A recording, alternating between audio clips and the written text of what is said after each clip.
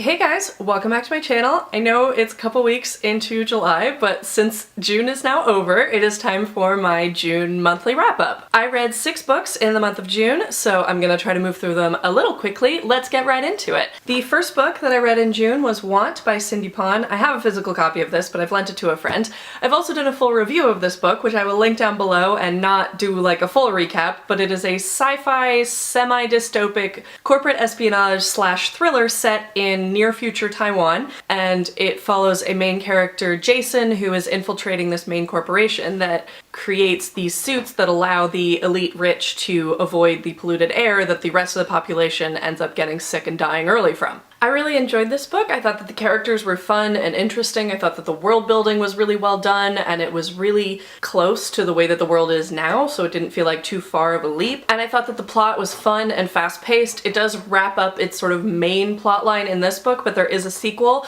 that I will also be very excited to check out once it comes out. The next book that I read in June was The Bone Witch by Rin Chupeco. This is a fantasy YA novel, and the world building of this was one of its strongest points. It involves a system of magic where most magic users are women and they can control a variety of elements usually, and then there are a few select ones that are called bone witches as a derogatory term, but they're basically death witches who can resurrect the dead and do all sorts of things.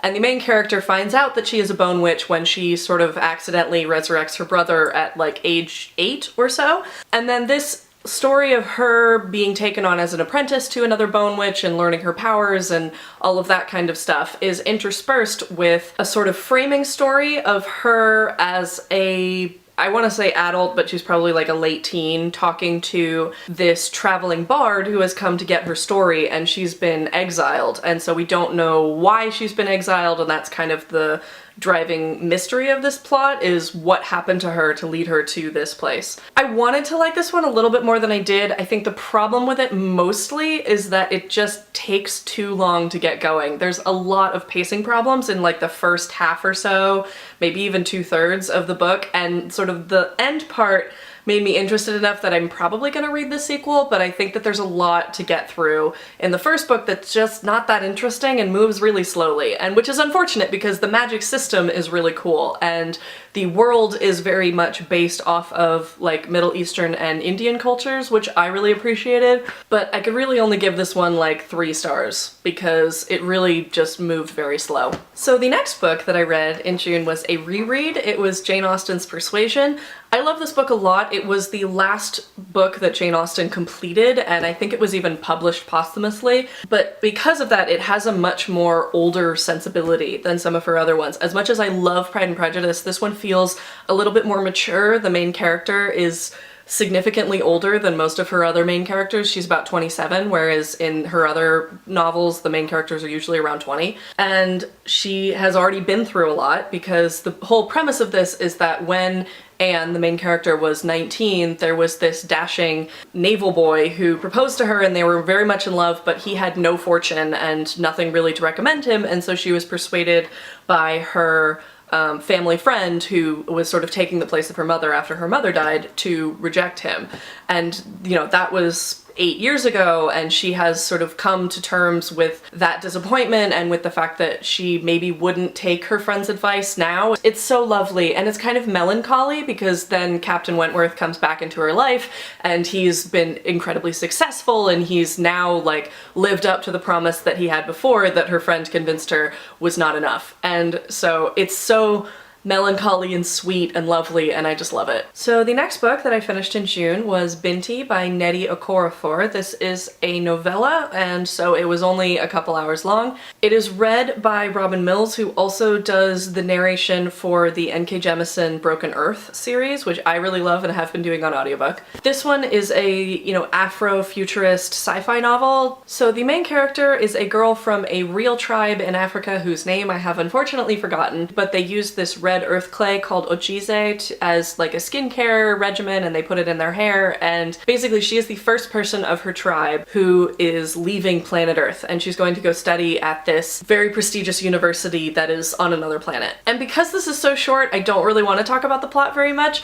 I enjoyed it. I thought that it was really imaginative and really interesting. It did have really weird pacing, which novellas often do, so if that is going to throw you off, then, you know, it's something to be aware of. But I did think that the world building was very imaginative and creative, and so I would definitely recommend this one. So I've read 2 more in June. The next one is The Goblin Emperor by Catherine Addison. I borrowed this one from a friend, so I've had to give it back. This is the pen name of Sarah Monet, who also wrote the Doctrine of Labyrinths series, or maybe it was called the Melusine series, I've forgotten. But anyway, I was familiar with this author's style before, and so going into it, I kind of knew what to expect in terms of what the characterization was going to be like and what kind of stuff the main character was going to have to go through, because she puts her characters through a lot. But the basic premise of this is that the main character, Maya, is the youngest son of the Emperor, and he has been living in a backwater for basically his entire life because the Emperor was not very fond of his mother. And the plot begins when he is woken up in the middle of the night and is informed that his father, the Emperor, and all of his half-brothers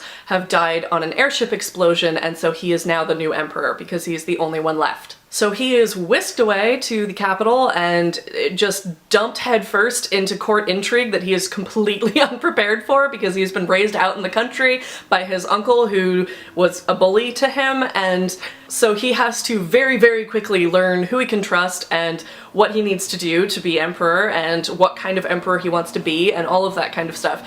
And I loved this book. Maya goes through a lot, but one of the really redeeming qualities of Maya is that he is incredibly sweet. And he's also very smart. He's just been thrown in completely over his head. But he really wants to be a decent person because of the lack of decency that he was shown for most of his life. I've heard occasionally people have not liked this book because they claim that nothing really happens. It's a court intrigue book, so if you're not super into politicking and court intrigue, yeah, nothing really happens. There's not like a bunch of assassinations or anything. But I love court intrigue, and so I loved this book. As soon as I picked it up, I knew that I loved it, and I just kept reading until I was done. So the final book that I read in June was the first in a series that my best friend has been hoping I would read for years. It is The Thief by Megan Whalen Turner. This is book 1 of the Queen's Thief series. This is a fantasy series that is set in like serial numbers filed off Greece. And the main character is Eugenides, nicknamed Jen, has been caught trying to steal things from the king's treasury and basically gets roped into